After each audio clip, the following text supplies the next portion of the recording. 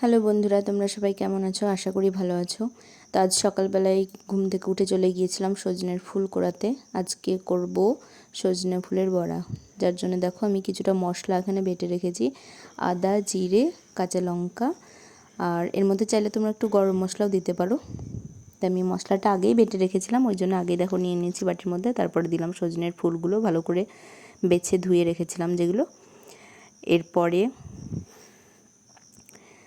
আস্তে আস্তে আমি এর মধ্যে একটু বেসন দেব। তো আমি এখানে ছোলার বেসনটাই ব্যবহার করছি। তোমরা যদি ছোলার বেসন না পাও তো মটরের বেসনও ব্যবহার করতে পারো। যেহেতু আমাদের এটা বাড়িতেই তৈরি করা হয়, ওই জন্য আমি এখানে ছোলার বেসনটাই দিচ্ছি। তো দেখো এখানে বেসনটা দিয়ে দিলাম। এরপরে একটু হলুদ গুঁড়ো, তারপরে দেব হচ্ছে স্বাদ মতন চিনি। তোমরা যদি না চাও তো এটা স্কিপও করতে পারো। যেহেতু সজনের ফুলগুলো একটু কষ্টা ভাবের হয়, ওই জন্যে আমি চিনিটা দিলাম। এরপরে দেবো স্বাদ মতন লবণ। তো তোমরা লবণের পরিমাণটা একটু বুঝেই দিও। আমি যেহেতু এখানে বেসনটা একটু বেশি পরিমাণ নিয়ে ফেলেছি, তাই জন্য একটু লবণটাও বেশি দিয়ে দিলাম আরেকবার।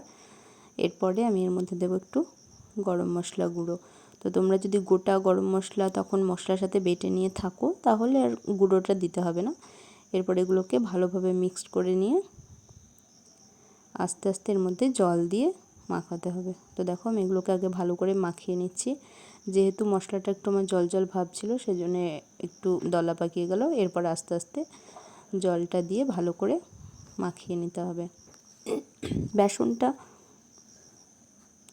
যতটা ফাটাবে মানে বড়াগুলো কিন্তু সেরকম ফুলবে। যদি বেসনটা ঠিকঠাক মতন মাখা না হয়ে থাকে কিন্তু বড়াগুলো শক্ত শক্ত হবে, ফুলবে না বেশি।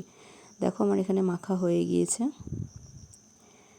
এরপর আমি কড়াইতে তেলটাকে গরম করতে দেব।